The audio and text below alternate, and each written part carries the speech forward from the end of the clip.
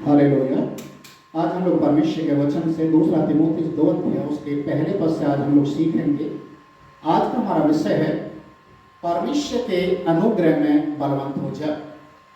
आज जो पौलुस तिमोथी उसको क्यों कहता है कि हे मेरे पुत्र, प्रभु के अनुग्रह में बलवंत हो जा। जब हम देखते हैं कि प्रभु यीशु मसीह इस दुनिया के अंदर अपने चेलों को जाने से पहले आज्ञा देकर गया कि मेरी बातें मानना सिखाओ। अजी जो मत्ती उसके 28 अध्याय के 19 पद में लिखा हुआ है, सुसमाचार भी हमें प्रचार करना है, चेले भी बनाना है, उन्हें बपतिस्मा भी देना है, और साथ में आज्ञा और लिखा हुआ है, उन्हें मेरी बातें मानना सिखाओ। पौलुस तिमोथियुस को कहता है, हे मेरे पुत्र, प्रभु के अनुग्रह में बलवंत हो जा। आज प्रभु के अनुग्रह में बलवंत होने की जरूरत क्यों है? आज हम बहुत सारे लोगों को देखते हैं जो प्रभु यीशु मसीह को जानने के बाद भी, प्रभु को ग्रहण करने के बाद भी जैसा आगे बढ़ना चाहिए वो नहीं बढ़ पा रहा है। वो कहीं ना कहीं अपने संसारिक तरीके से अपने आप को लिप्त कर चुका है कि जो प्रभु की आज्ञा है उसे कहीं ना कहीं वो टाल देता है। अजी जो आज हम जब परमेश्वर के वचन से हम इन बातों को देखेंगे कि प्रभु के अनुग्रह में बलवंत हो जा, तो हमें बलवंत होने की जरूरत है। क्यों? क्योंकि हमारा मुकाबला किसी संसारिक व्यक्ति से नहीं है, हमारा मुकाबला शैतान से, अंधकार की शक्तियों से है, जिससे लड़ने के लिए आपको बलवंत होना ही पड़ेगा। और परमेश्वर का वचन हमें इस बात को सिखाता है। जब आप एफिसियों की किताब उसका 6 अध्याय उसके 10वें पद को आप पढ़ेंगे, एफिसियों 6 का 10, वहां पर इस प्रकार से लिखा है, निधान प्रभु में और उसकी शक्ति के प्रभाव में बलवंत हो जा।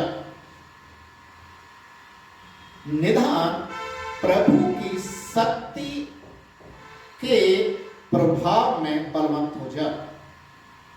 प्रभु की शक्ति में आपको आगे बढ़ना है, ये सोचकर, ये जानकर, क्योंकि आपका युद्ध, आपका मल युद्ध इंसान से नहीं है, बल्कि अंधकार की शक्तियों के खिलाफ में है जो आकाश मंडल में मंडलाती हैं। इसलिए पौलुस तिमोथियुस को इस बात को लिखता है और कहता है कि जिन बातों को मैं तुझे सुनाता हूं, जिन बातों को मैं तुझे बताता हूं, उन बातों को तो दूसरे लोगों को सिखा जो दूसरे लोगों को सिखाने में निपुण हो। तो कहने का मतलब, आज जब आप परमेश्वर के वचन को सुन रहे हो, सीख रहे हो, तो आपको इसको अपने तक सीमित नहीं रखना है, बल्कि उन लोगों को भी सिखाना है जो प्रभु के वचन के भूखे और प्यासे हैं, जो आपसे सुनना चाहते हैं, आपसे सीखना चाहते हैं, और उन लोगों का आप चुनाव करें ताकि वो दूसरे लोगों को भी सिखाने वाले बने। इसलिए पौलुस यहां पर कहता है कि प्रभु के शक्ति में बलवंत हो जा। तिमोथियुस को शिक्षा देने के पीछे केवल एक ही कारण था कि प्रभु में, उसकी शक्ति में बलवंत हो जा, क्योंकि बहुत सारे लोग तुम्हारे खिलाफ में आएंगे, बहुत सारी शक्तियां तुम्हारे खिलाफ में आएंगी, बहुत सारी युक्तियां तुम्हारे खिलाफ में रची जाएंगी। यदि तुम प्रभु में परिपक्व हो, यदि तुम प्रभु में बलवंत हो, तो हर एक शैतान की शक्तियों का सामना कर सकते हो।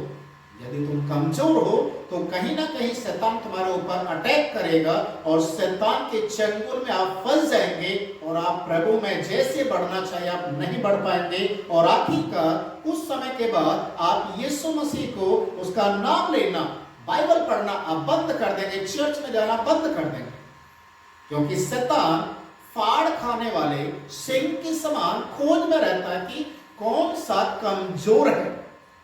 अजी जो कमजोरी को पकड़ता है, वो कमजोर ऐसी व्यक्ति को ढूंढता है जहां पर उसको चोट लगाई जाए, और वो उस चोट के जख्म को लेकर वो बैठ जाए और परमेश्वर में आगे बढ़ना बंद कर दे। अजी जो परमेश्वर के वचन में इब्रानी की किताब उसका 5 अध्याय उसके 12वें पद में इस प्रकार से लिखा हुआ है, समय के विचार से तो तुम्हें गुरु हो जाना चाहिए था, परंतु अभी तक तुम बच्चे बने हुए हो। समय के अनुसार आज आपको कितना समय हो गया प्रभु यीशु मसीह को ग्रहण किए हुए, आज कितने समय से आप चर्च जा रहे हैं, कितने समय से आप बाइबल पढ़ रहे हैं।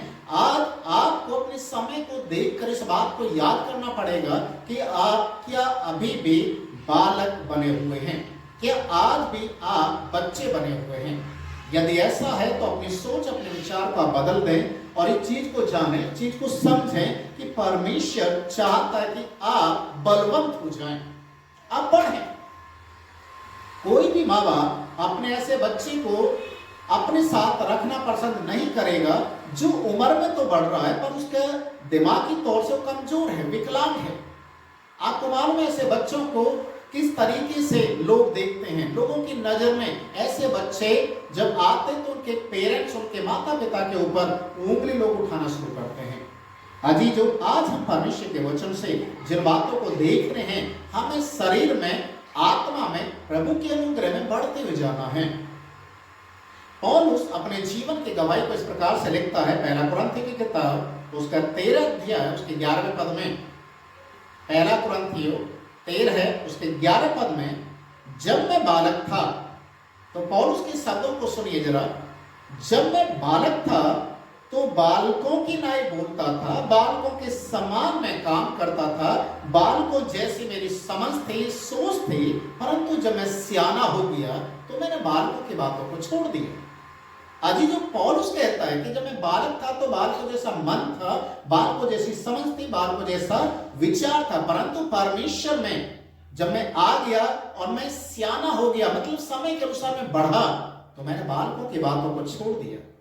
अजी जो आज बहुत सारे लोग हैं जो बचकानी हरकतें करते हैं, आज बहुत सारे ऐसे लोग हैं जो समय जैसे उनके पास समय आता है, मौका मिलता है पाप करने के लिए, बुराई करने के लिए, वो पीछे नहीं हटते। लड़ाई करने के लिए मौका मिलता है, वो पीछे नहीं हटते, क्योंकि उनके अंदर में परमेश्वर के अनुग्रह में आगे बढ़ने के बजाय वो बुराइयों को अपना के रखते हैं, पाप को छिपा के रखते हैं, ताकि मौका पाकर उसको उजागर कर सके। और पौलुस यहाँ पर कहता है प्रभु के अनुग्रह में बलवंत हो जाए। आज ही जो आज का छोटा सा संदेश है कि प्रभु के अनुग्रह में बलवंत हो जा, इस बात को आपको समझना है, जानना है कि प्रभु चाहता है कि हम प्रभु के अनुग्रह में बलवंत हो जाए। प्रभु आपको इस वचन से आशीष दे।